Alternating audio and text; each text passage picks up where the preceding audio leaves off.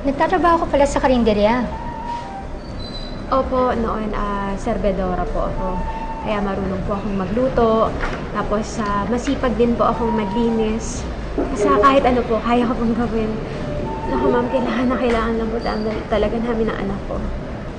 Matagal ko ng kaibigan si Remy at malaki tiwala ko sa kanya. At tingin ko naman sa'yo, mapagkakatiwalaan rin kita. Oo nga po eh. Nahihiya na nga po kay Attorney Remy kasi ang dami-dami niya nang naitutulong sa amin ng anak ko. Pati po itong trabaho, siya po ang naglapit sa akin. Kaya gagawin ko po ang lahat para hindi po ako mapahiya sa inyo. Alam mo, mas magugustuhan to ng anak mo kapag nag-celebrate kayo ngayon. Sandali lang.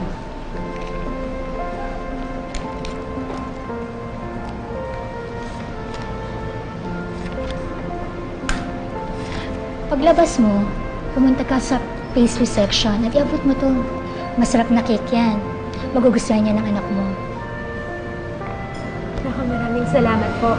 Matutuwa talaga yung anak ko dito. Naniniwala kasi kami. Pati ako sa pinaglalaban yung mag-ina. Sige na, kunin mo na yan. Iuwi mo yan sa anak mo ngayon. Masarap na pasalubong yan. Start ka na bukas, ha? Welcome to my company. Ay, maraming salamat po.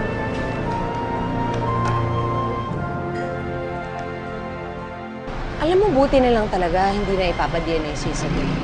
Imagine, yung sa'yo nga ang hirap lusutan. Eh kung siya rin ipapamatch. Kaya nga kailangan makuha ko agad yung bata mula kay Isabel. Dahil habang nagkakalapit sila, mas lalong lumalaki ang posibilidad na lumabas ang totoo. Basta talaga yung tunay na magulang ni Catherine.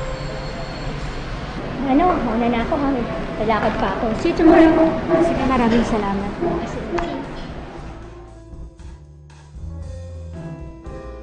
Ay nako, kumain na lang tayo. Speaking of the devil, Isabel. Makakaganti na rin ako sa babae yan. Oo. Huwag kang susugod basta-basta. Alam mo, Wanda, hindi aksidenteng nandito yung babae niya. Talagang pinaliit yung mundo namin para maturuan ko ng leksyon yan si Isabel. Teka lang, Scarlett! Scarlett!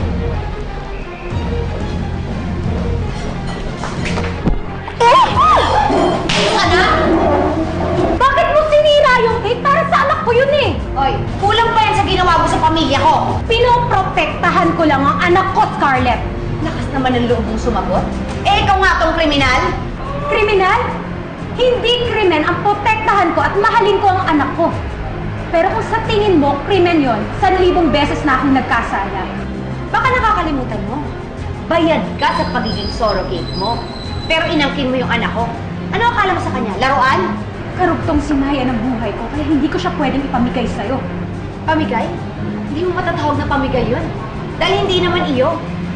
Ang sabihin mo, ninakaw mo ang anak ko dahil akala mo makakabawi ka sa ginawa mong kapabayaan. Diba? Kaya namatay yung anak mo kasi pinabayaan mo. Kasi wala kang kwentang ina! Oh! Scarlett! Scarlett! Tama na! Scarlett! Ano? Scarlett! Tama na! Scarlett! Scarlett! Ano? Scarlett, tama na! Scarlett! Scarlett! Ano ba? Iwan mo nga ako? Di ba ako tapos sa babae ko eh? Scarlett, tama naman na. Napakaraming tao nakakita sa'yo. Wala akong pakialam. Dapat marinig nila ang kasalanan ng babaeng to. Surrogate ang babaeng to, pero inangkin niya yung anak ko. Ako ang nanganak sa kanya. Ako ang nagpalaki sa kanya.